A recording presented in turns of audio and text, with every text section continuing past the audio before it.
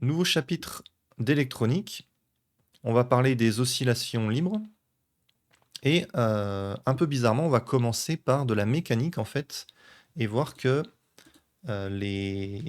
certains systèmes mécaniques, notamment avec des ressorts, sont régis par les mêmes équations différentielles, donc avec des dérivées, les mêmes équations que certains systèmes électroniques. Donc il y a une analogie mécanique électronique. Donc on commence par décrire l'oscillateur harmonique mécanique. Je précise, hein, c'est pour toutes ces filières-là, ce chapitre. C'est pas découpé exactement de la même manière dans chaque filière, mais le fond de ce qui est raconté est le même. Vous avez peut-être déjà vu la force de rappel d'un ressort, donc c'est moins kx, petit x, hein, là, je l'ai noté ici, c'est L moins L0. L0, c'est la longueur à vide du ressort, et L, c'est la longueur à un certain endroit, à un certain niveau de compression ou d'étirement. J'ai préparé des petits schémas. Ici, vous voyez, la longueur vaut L0. On suppose que on n'a pas appliqué de force sur le ressort. Donc là, le ressort, il est à l'équilibre. Il n'y a aucune force du ressort sur l'objet ici. Donc ça, c'est une petite masse qu'on peut appeler M. C'est le système de notre étude mécanique. Et on va voir ce qui se passe quand on comprime ou qu'on étire le ressort. Bienvenue, Ave Maria Deus Ex Machina, super pseudo. Bienvenue sur la chaîne.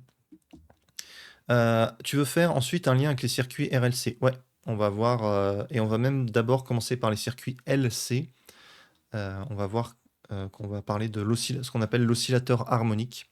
Et après, on rajoutera des frottements sur le ressort. Et on verra que rajouter une résistance dans le circuit électronique, ça revient au même. Il y a une analogie entre la résistance en électronique et les frottements en mécanique. Donc là, il y a un mur qui est fixe. Le ressort est fixé à son extrémité gauche. Et par contre, l'extrémité droite est reliée à une masse et peut osciller librement. Donc là, je suppose que j'ai laissé le ressort au repos. Il est à l'équilibre.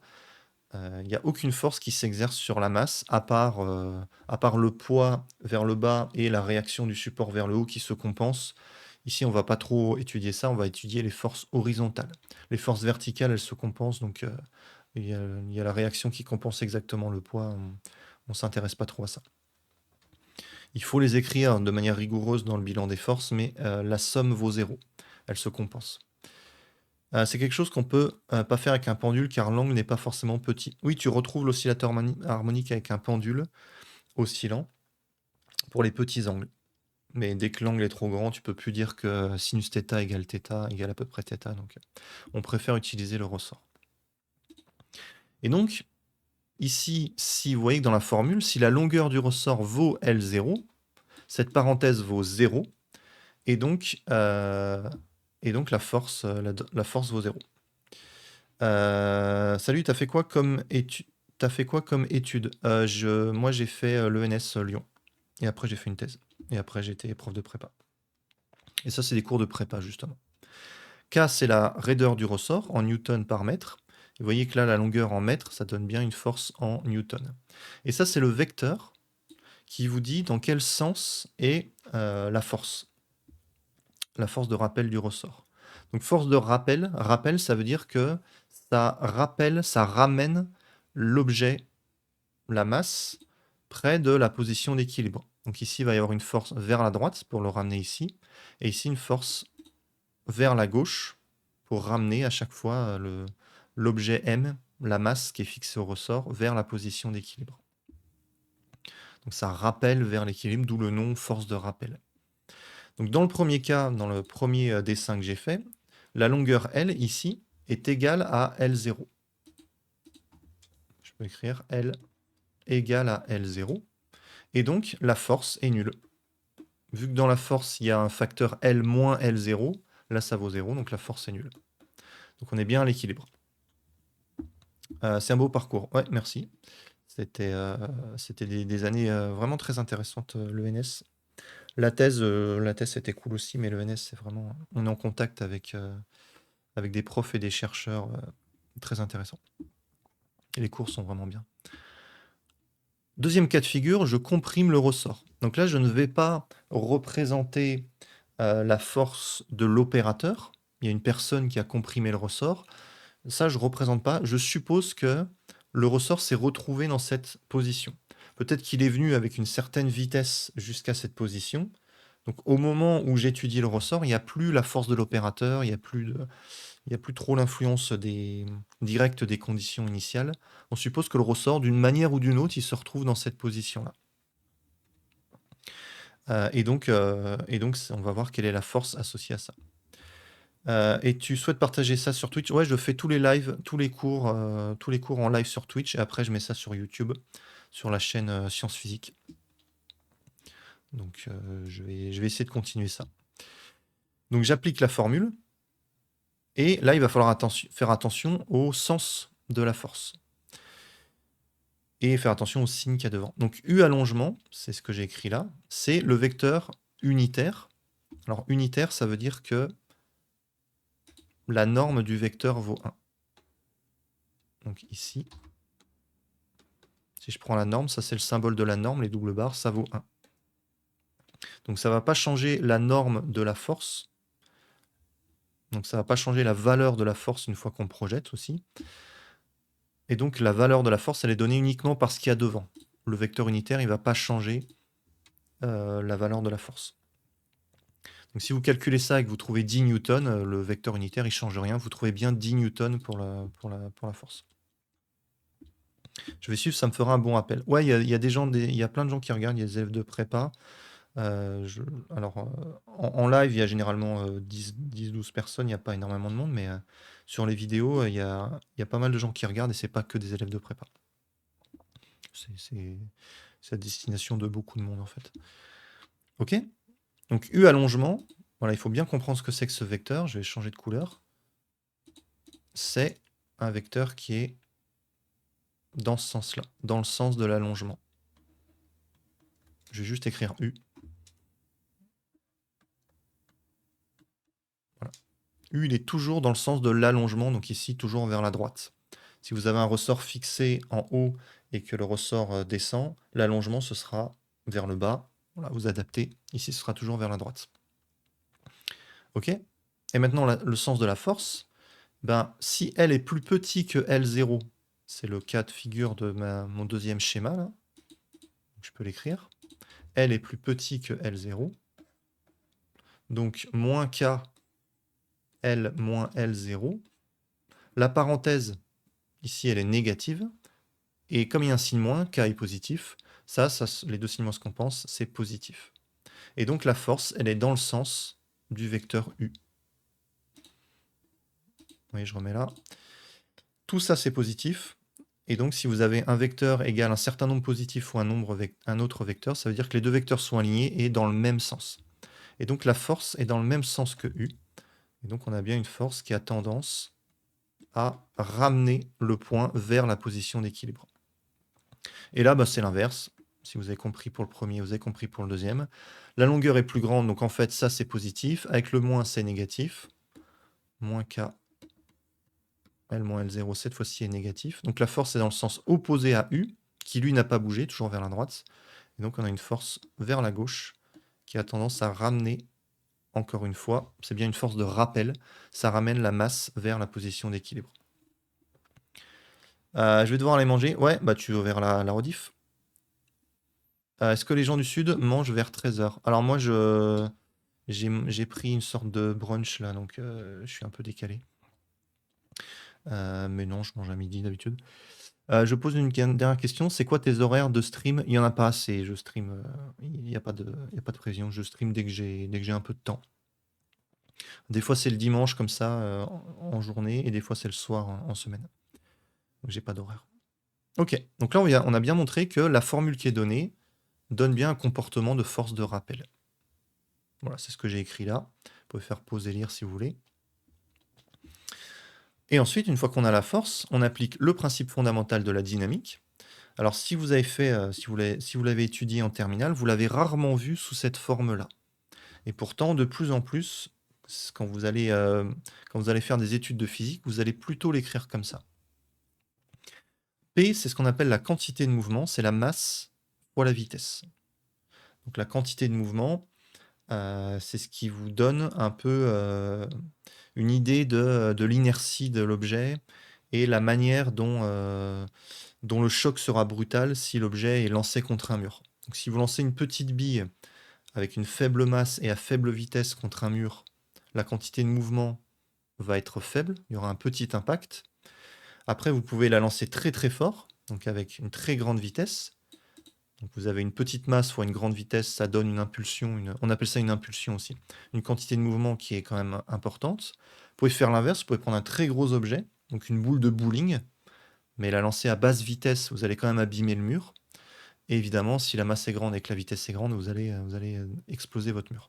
Donc ça vous donne un peu une idée du choc, du transfert du transfert d'énergie et on appelle ça donc la quantité de mouvement. Et la variation par rapport au temps de cette quantité de mouvement, c'est la somme des forces. C'est ça le PFD, le principe fondamental de la dynamique. Donc, si l'objet est de masse constante, vous avez P, donc je viens de définir la quantité de mouvement, c'est la masse fois la vitesse. Si je dérive ça par rapport au temps, c'est la dérivée de m fois v.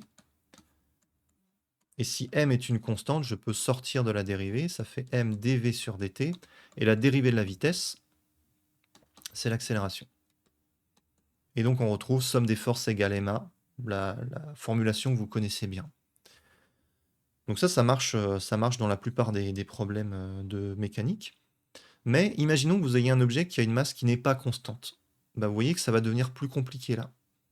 Et si vous étudiez par exemple le mouvement d'une fusée, une fusée, petit à petit, elle perd du carburant, donc sa masse diminue.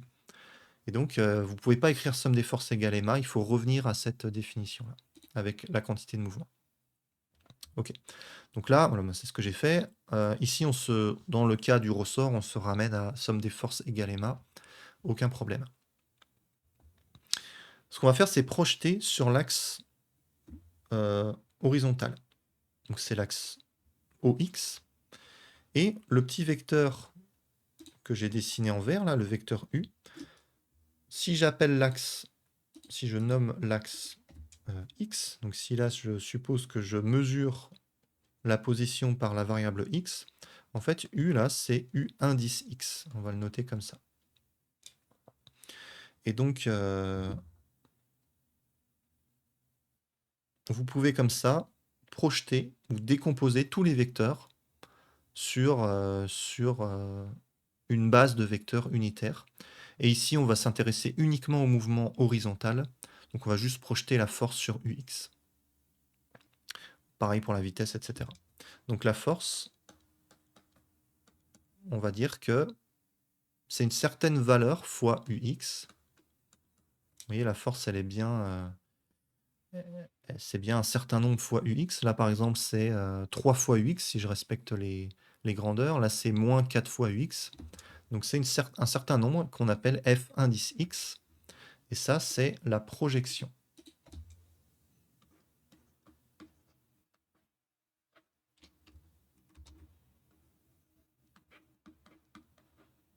C'est la projection du vecteur F flèche, sur l'axe. Projection sur l'axe OX. Alors vous imaginez qu'il y a un point O quelque part. Ça, c'est l'axe OX, l'axe horizontal. Et on a projeté. Donc ça nous donne un nombre réel qui peut être positif, mais aussi négatif. La force, elle peut être dans le sens opposé à la direction de l'axe qu'on a choisi. Donc ici, on a pris un axe vers la droite. Si la force est vers la gauche, ben Fx sera négatif. Et vous pouvez faire ça aussi avec le vecteur vitesse. Donc V indice x ux. Le vecteur accélération à indice x ux. Et même le vecteur position. Donc si j'appelle m ici le point associé à la masse, là il y a le point O et là le point M, et bien le vecteur OM qui me donne la position, c'est pareil un certain nombre fois UX. Et là, c'est la coordonnée. C'est la coordonnée spatiale. Donc on ne va pas mettre OM indice X, on va juste appeler ça X tout simplement. C'est la longueur ici du ressort. Alors c'est ce qu'on appelle la longueur algébrique. C'est une longueur qui peut être négative. Donc en fait, x, c'est plus ou moins la longueur du ressort. Alors ici, ici dans mon exemple, non. Parce qu'on imagine mal le ressort traverser le mur. Mais dans tout un tas de problèmes, quand vous allez projeter comme ça, vous pouvez avoir des choses négatives. Donc ne vous dites pas que x c'est une longueur et qu'une longueur est positive. C'est ce qu'on appelle une longueur algébrique, ça peut être négatif. Ok? Alors vous connaissez le lien entre... Ouais, je vais le faire à la main, ça. Vous connaissez le lien entre position, vitesse et entre vitesse et accélération. Il faut dériver par rapport au temps. Donc ici, la vitesse, c'est la dérivée du vecteur position. Donc j'ai Vx, Ux. Je remplace V par Vx, Ux, c'est ce que j'ai écrit là. C'est la dérivée de OM, c'est X, Ux par rapport au temps. Et ici, c'est un peu l'inverse de tout à l'heure, c'est le vecteur qui est constant. Donc ça, c'est dx sur dt. Et je peux sortir le vecteur qui est constant. Le vecteur ux, il ne bouge pas, il est tout le temps vers la droite. Le fait que... je vais remettre le schéma. Le fait que le point ici bouge, ça ne change rien au vecteur ux. On pourrait attacher le vecteur ux au point, mais un vecteur, c'est ce qu'on appelle un bipoint. C'est le vecteur... Je pourrais le mettre là, je pourrais le mettre là. Voilà, tout ça, c'est le même vecteur. Peu importe le point de départ. Donc le vecteur ux, c'est le même vecteur tout le temps, il ne bouge pas, je peux le sortir de la dérivée. Ok? Et là, vous voyez, je peux identifier. J'ai ici Vx selon Ux, et là, j'ai dx sur dt devant Ux. Donc V indice x, c'est dx sur dt.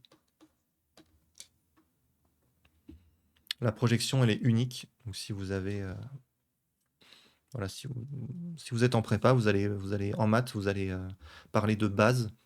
Les composantes devant les éléments de la base sont définies de manière univoque, de manière unique. Donc j'ai ça, et de la même manière, j'ai l'accélération qui est égale à la dérivée de la vitesse, et la vitesse c'est la dérivée de la position, donc ça me donne la dérivée seconde de x par rapport à t. Ok? J'applique le principe fondamental de la dynamique. Là, je peux l'écrire tout simplement masse fois accélération. Donc ma égale la somme des forces. Donc il y a aussi la réaction normale du support et le poids qui se compensent. Ça fait 0. Donc ça fait F. Donc j'ai MA égale F. Ok.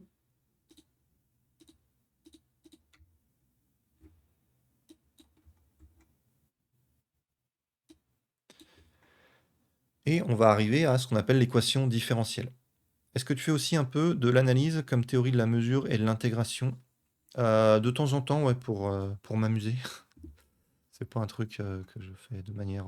c'est pas très utile pour moi, mais des fois j'en fais. J'en avais fait un petit peu à l'ENS, justement. Donc j'ai l'équation vectorielle, une équation entre vecteurs, et on va projeter, ça c'est très très classique en physique, je vais projeter ça sur l'axe X. La projection de A flèche, c'est AX. La projection de F flèche, c'est FX. Ok? Donc je rappelle la formule de la force de rappel. Moins KX U allongement, donc UX. Donc F indice X, c'est ça. C'est moins KX. Donc j'ai M AX égale à moins KX. Et on vient de dire que l'accélération, c'était la dérivée seconde de X par rapport au temps. Et là, si vous avez suivi les lives précédents ou les vidéos précédentes, ça, c'est ce qu'on appelle une équation différentielle. C'est une équation qui relie une fonction à une dérivée de cette fonction, ou à plusieurs dérivées de cette fonction. Je rappelle, un x, c'est une fonction de t. C'est la position du mobile qui dépend du temps. Et donc, je peux mettre ça sous forme canonique. Donc là, je vais peut-être reprendre le PDF. Donc on en a trouvé ça. M fois l'accélération égale la force qui vaut moins kx. Donc m d2x sur dt2 égale moins kx. Et je vais mettre ça sous forme canonique, comme la dernière fois. On fait en sorte d'avoir un facteur 1 devant la dérivée d'ordre le plus élevé. Donc ici, devant la dérivée seconde, on ne veut pas un facteur m, on veut un facteur 1. Donc on va tout diviser par m, et on met ça sous forme canonique. Il y a forcément un facteur positif ici, donc je peux l'écrire comme un carré. On appelle ça oméga 0, ça c'est la lettre oméga, et on appelle ça la pulsation du ressort. Ça vous donne quasiment la fréquence de pulsation du ressort. Donc pourquoi ça vaut racine de k sur m? Voilà, il faut faire le calcul.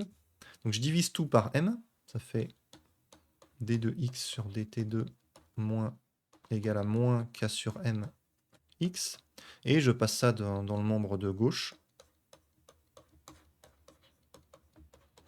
Voilà, ça c'est la forme canonique. On a un second membre nul, et on a bien un facteur 1 ici devant la dérivée seconde. Et donc, je peux identifier oméga 0 carré, c'est le facteur qu'il y a devant x, ici c'est k sur m. Et donc oméga 0, c'est racine de k sur m, c'est ce qui est écrit là.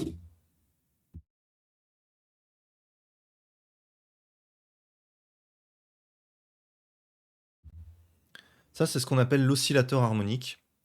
C'est une équation très très classique en physique. C'est l'équation avec l'équation qu'on a vue la dernière fois avec la dérivée première, c'est l'équation différentielle la plus connue, la plus fréquente en physique. Donc quand vous voyez cette équation, vous savez que c'est un oscillateur harmonique et vous connaissez les solutions, on va les étudier, c'est quelque chose qui va devenir habituel. Donc c'est une équation différentielle du second ordre, parce qu'on a une dérivée seconde, alors que la dernière fois, on avait une équation du premier ordre avec une dérivée première. Et dans les solutions qu'on avait données, il y avait une constante à déterminer, parce que c'était le premier ordre. Là, il va y avoir deux constantes, parce que c'est le second ordre. Voilà, oméga 0, c'est la pulsation propre. Ça s'exprime en seconde moins 1 ou en radian par seconde. Le radian, c'est la mesure d'un angle. Vous pouvez des fois l'enlever de l'unité, c'est pas très grave. Et je vous donne la solution. Ce sont des cosinus et des sinus. Alors dans le cosinus, vous ne mettez pas n'importe quoi. Déjà, ça dépend de la variable t. Et devant, il y a le fameux oméga 0, la pulsation propre que vous avez trouvé ici. Donc vous écrivez l'équation différentielle, vous identifiez ce que c'est que oméga 0. Ici, c'est racine de k sur m. Dans d'autres problèmes, oméga 0 aura une autre expression. Vous connaissez oméga 0, vous écrivez ça avec b et c des constantes, et c'est bon, vous avez trouvé toutes les solutions du problème. Et si vous avez en tête le graphe du cosinus et du sinus, vous savez qu'il y a une oscillation en fonction du temps. Et donc, ça correspond bien au ressort qui oscille de manière harmonique. Donc ça, on appelle ça une solution harmonique. On appelle ça une combinaison linéaire des fonctions cosinus et sinus. Vous faites la somme du cosinus fois une certaine valeur. Donc, ça, c'est quelque chose de très classique en maths et en physique. On appelle ça une combinaison linéaire de deux fonctions, de f et g. Et vous mettez une constante, lambda fois f, plus mu fois g.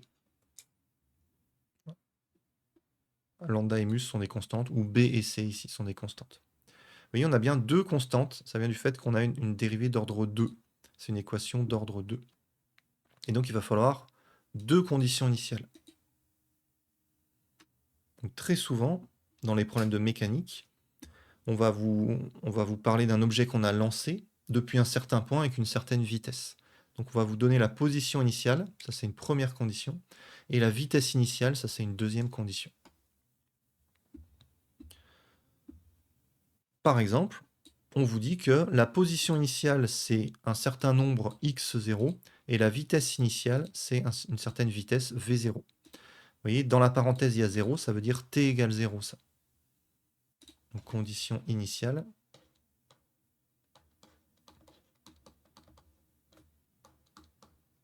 mettre un S initial, c'est AT égale 0. Donc au lieu de prendre x de t, qui a une certaine expression, je vais remplacer t par 0. C'est ça la condition initiale. Et on me dit qu'on connaît la valeur de x de 0. Donc je vais remplacer t par 0 là-dedans.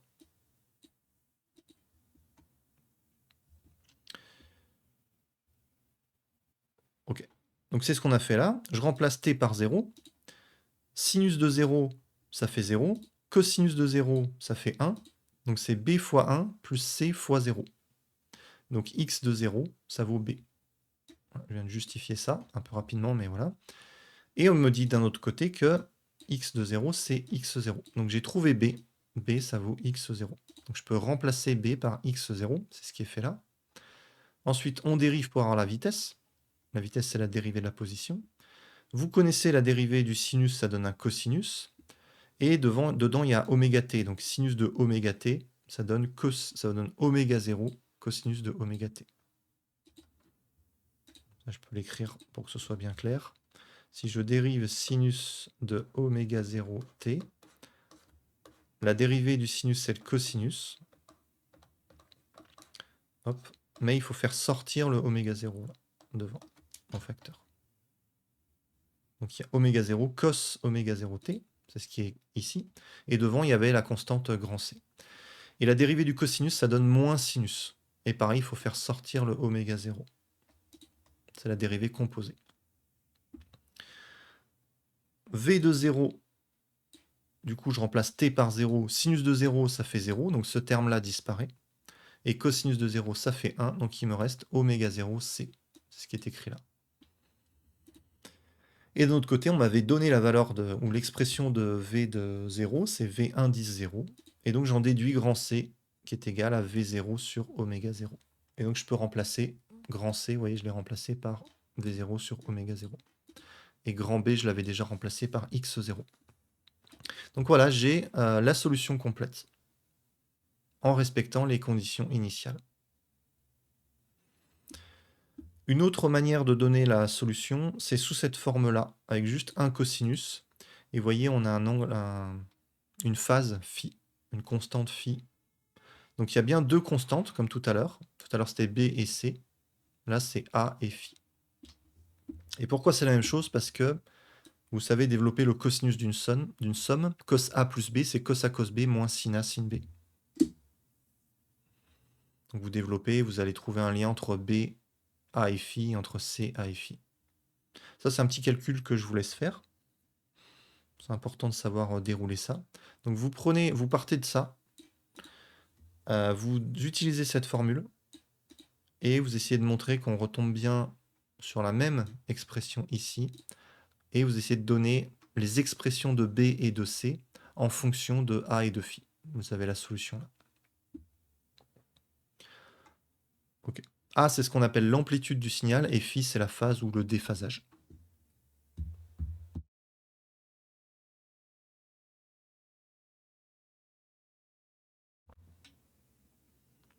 Oméga 0, c'est la pulsation. C'est relié à la période. T0, la période, c'est 2π sur oméga 0.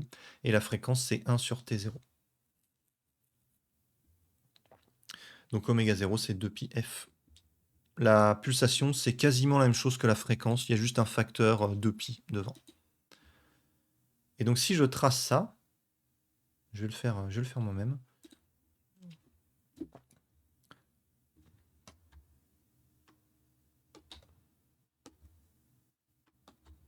Voilà, si je veux tracer une fonction sinusoïdale, essayer d'être à peu près symétrique par rapport à l'axe. Vous avez donc une certaine amplitude. Je vais zoomer un peu. L'amplitude, c'est le maximum ici. Donc c'est cette longueur. Voilà, je suis en train de tracer la fonction en fonction du temps. Donc ça, cette valeur d'ordonnée, c'est grand A, c'est l'amplitude. Ici, vous savez, si je remets cette expression, le cosinus, il oscille entre -1 et 1. Donc la fonction, elle va osciller entre moins a et plus a. Quand le cosinus vaut moins 1, je remplace cos par moins 1, ça me donne x égale moins a. Et quand le cosinus vaut plus 1, ça me donne x égale plus a. Donc ici, le maximum, c'est plus a. Et ici, le minimum, c'est moins a. Ça oscille entre moins a et plus a. Donc a, c'est donné par l'écart en ordonnée entre l'axe des abscisses et le maximum. Ok. Alors vous savez, le cosinus en 0, cosinus de 0, normalement, ça fait 1. Or là, donc c'est le maximum du cosinus. Or là, le cosinus, il est décalé, vous voyez.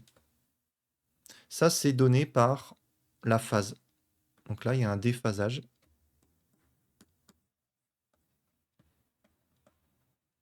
Et c'est un bon exercice, il y a un tout petit calcul à faire. Vous pouvez essayer de trouver ce delta t là en fonction de phi. Ça, c'est directement relié à la phase phi. Si phi vaut 0, il n'y a pas de déphasage, il n'y a pas de delta t. Mais bon, delta t n'est pas égal à phi, il y a une petite subtilité. Ça, vous pouvez essayer de chercher. Ok. Donc l'amplitude A est la phase, et l'écart entre deux maximums, l'écart temporel, c'est la période. Donc c'est T0. Et ça, c'est donné, ça vous donne directement la pulsation avec la formule T0 égale 2pi sur oméga 0. Ou si j'inverse, oméga 0 égale 2pi sur T0. Voilà, vous avez ces trois éléments importants pour un signal. La phase, qui est reliée au décalage temporel ici. L'amplitude et la période. Et tout ça, ça figure dans l'expression mathématique. Vous voyez, il y a l'amplitude, A, la phase et la pulsation. Ok.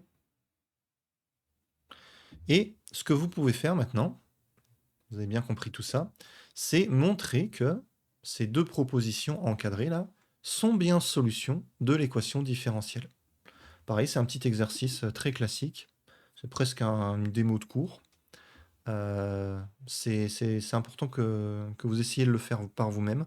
Moi, typiquement, ce genre de petite démonstration, quand je donne mon cours, je fais une pause et je laisse les élèves chercher quelques minutes parce que c'est des choses qu'ils savent faire et ils peuvent faire ça assez rapidement. Et c'est beaucoup mieux si ils découvrent ça par eux-mêmes et qu'ils s'entraînent à faire les calculs eux-mêmes plutôt que de regarder quelqu'un le faire à leur place. Donc les petits exercices, j'aime bien laisser les élèves les chercher. Donc vous injectez ça dans les quadifs. Donc dans les quadifs, il y a x, ok, donc vous mettez ça directement. Vous voyez, il y a le x là. Vous le multipliez par oméga 0 carré. Et l'autre terme, c'est une dérivée seconde. Donc il faut dériver 2 fois cette expression. Donc il faut savoir dériver un cosinus avec la dérivée composée ici.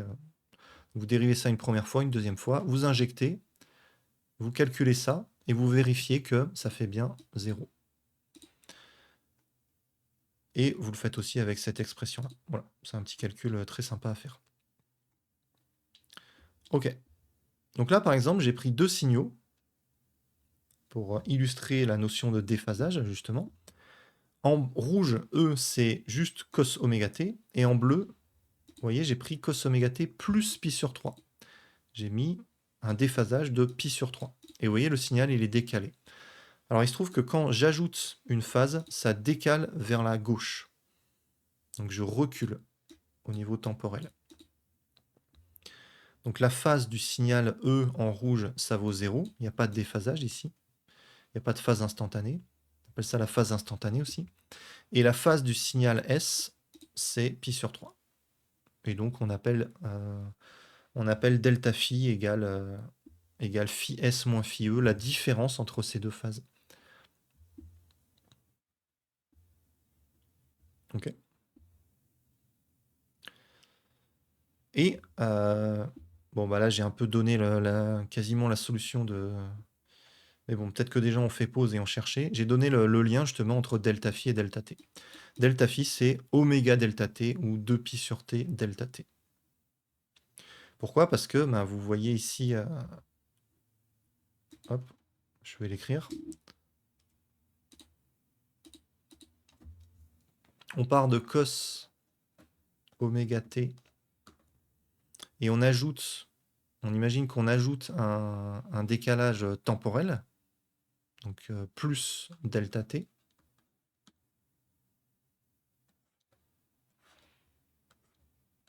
Donc au lieu de m'intéresser à ce qui se passe en t, je m'intéresse à ce qui se passe en t plus delta t.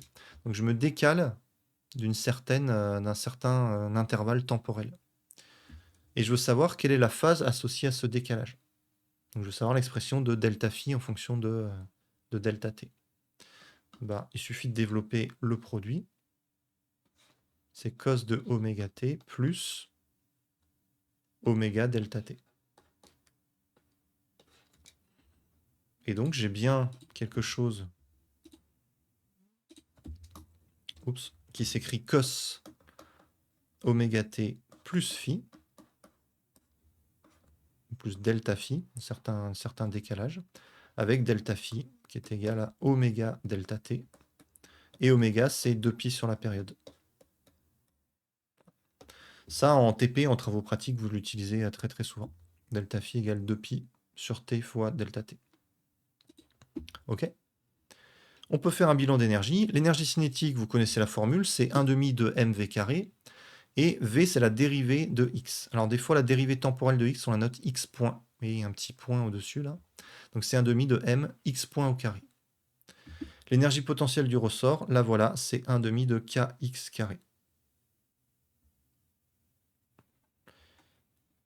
Je vais vous montrer d'où ça vient, ça, c'est intéressant. Ça vient du lien entre énergie, potentiel et force.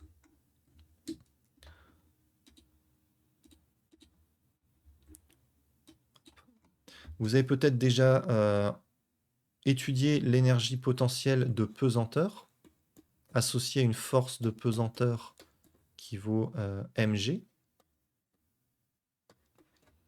Donc je mets un axe z vers le haut. Le vecteur g, c'est l'accélération de la pesanteur vers le bas.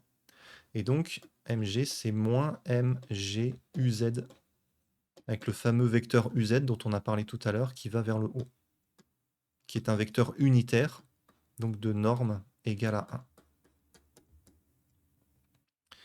Et EP, vous vous souvenez, c'est mgz. Vous avez peut-être déjà vu ça.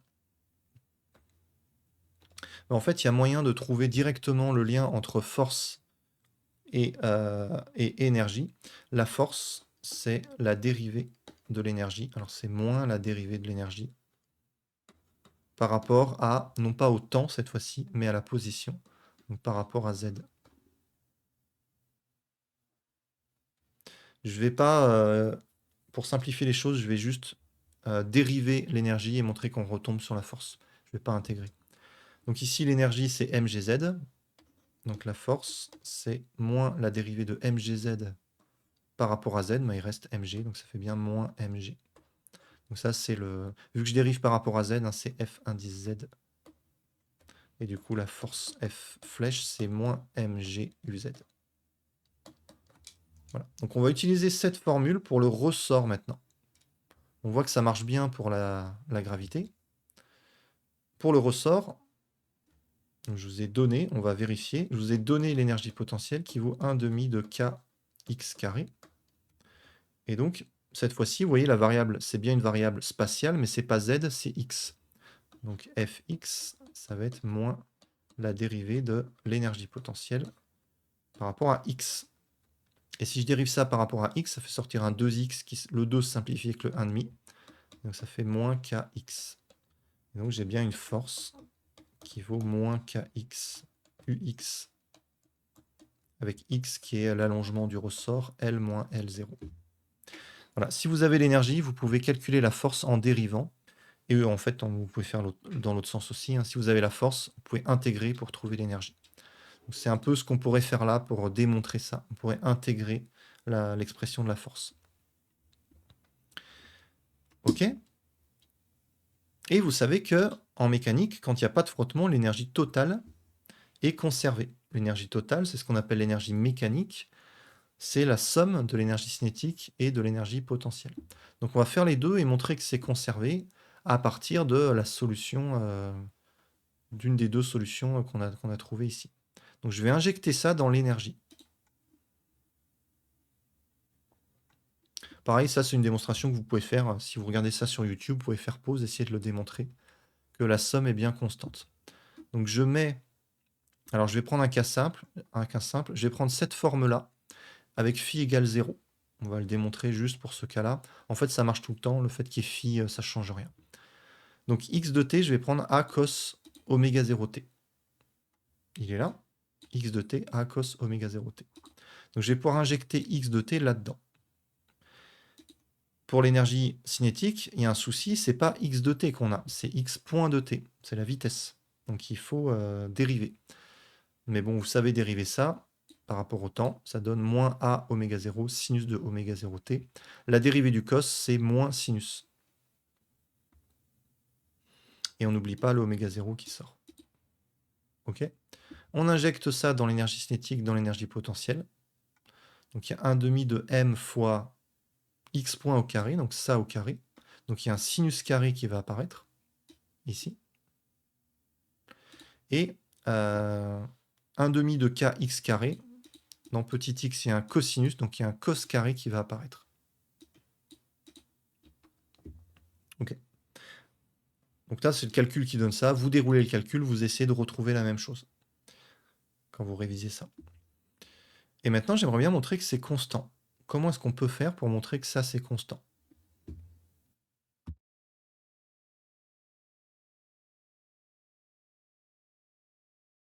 On a une formule trigonométrique qui est connue, c'est cos carré plus sin carré égale à 1. Donc c'est bien constant. Ça permet de faire disparaître t. C'est exactement ce qu'on veut. On veut une constante, on ne veut pas une fonction qui dépend de t, on veut que t disparaisse.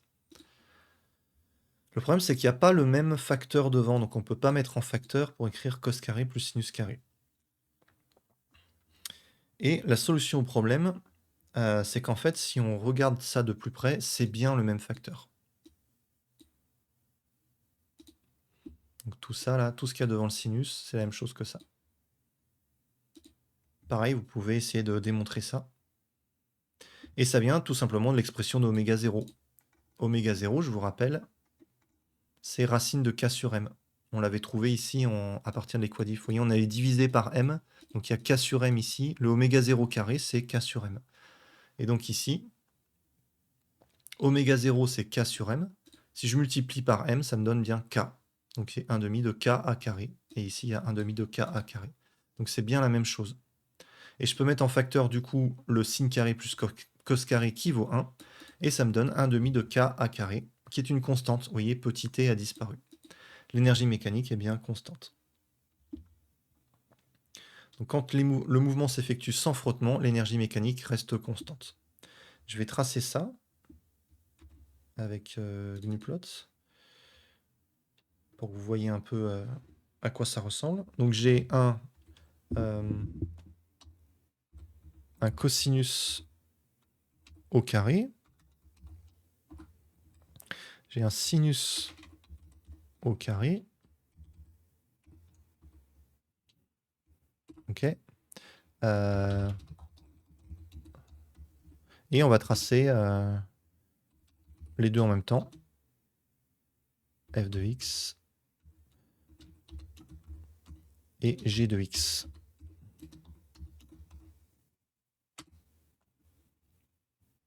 Voilà, je l'ai déjà fait la dernière fois. Donc vous voyez que il y en a une des deux, c'est l'énergie cinétique, et l'autre, c'est l'énergie potentielle. Et vous voyez que quand il y en a une qui augmente, l'autre diminue, ça se compense. De sorte que la somme soit constante. Donc quand il y a beaucoup d'énergie cinétique, il y a peu d'énergie potentielle. Et quand l'énergie potentielle augmente, il y a peu d'énergie cinétique. Donc si on revient sur le problème physique, sur les schémas du ressort que j'ai fait, est-ce que vous voyez à quel moment l'énergie cinétique est grande sur ces trois exemples, par exemple? À quel moment elle est petite? À quel moment l'énergie potentielle est grande? À quel moment l'énergie potentielle est petite? Je vais essayer de prendre une autre couleur. Hop. Vous imaginez le ressort en train d'osciller là, sans frottement. Donc il garde une amplitude constante. Là, c'est ce qu'on a tracé là. L'amplitude reste constante. Il n'y a pas de diminution progressive, il n'y a pas de frottement. Donc il oscille de gauche à droite. Quand il est tout à gauche, parfaitement comprimé, il fait demi-tour, donc sa vitesse est nulle. Donc là, la vitesse vaut 0. Et l'énergie cinétique, c'est 1 demi de mv carré. Donc l'énergie cinétique vaut 0 aussi. Donc là, elle est minimale. Et par contre, il y a une grande énergie potentielle. Donc l'énergie potentielle est grande. Là, c'est pareil, il est parfaitement étiré tout à droite. Donc il est en train de faire demi-tour. Donc la vitesse est nulle. L'énergie cinétique est nulle. Et pareil, il a une grande énergie potentielle. Vous voyez, X est grand, l'allongement est grand. Qu'il soit négatif ou positif, il est grand en valeur absolue. Donc quand je vais calculer X carré, l'énergie potentielle, c'est 1 demi de kx carré. Si X est grand, on a une grande énergie potentielle. Donc dans ces deux cas, on est sur le schéma ici. Si, alors, je vais retrouver lequel est lequel. L'énergie cinétique, c'est le sinus carré. Ok. Et moi, je ne sais pas si on voit l'axe là, mais moi j'ai tracé G. Voilà, c'est l'énergie cinétique, c'est G, donc c'est en vert. Donc ici en vert, vous avez l'énergie cinétique. Et donc dans les exemples que j'ai pris, l'énergie cinétique, elle est nulle. Donc on est ici par exemple. On est sur ce point-là. L'énergie cinétique est nulle. L'objet est en train de faire demi-tour. Et là, l'énergie potentielle est nulle, vu que x égale à 0. Ici, x, c'est l'allongement. X, c'est L moins L0. Donc là, L est égal à L0, x vaut 0. Donc 1 demi de kx carré, ça fait 0. Donc l'énergie potentielle est nulle, elle est minimale ici. Et par contre, l'énergie cinétique, elle est maximale. L'objet, il est en train d'aller très vite vers la droite ou vers la gauche. Quand il passe au milieu, c'est là où il a la vitesse la plus grande. Voilà. Et donc, vous voyez bien l'énergie cinétique qui est grande quand l'énergie potentielle est petite et réciproquement. Voilà pour cette partie sur l'oscillateur mécanique. Dans la vidéo suivante, on fera l'oscillateur électrique et on verra que l'équation sera la même. Mathématiquement, on va décrire ça de la même manière. Donc ça sera dans la vidéo suivante. Si vous voulez accéder à tous mes PDF que je présente là, c'est sur la liste mail, c'est le premier lien en description.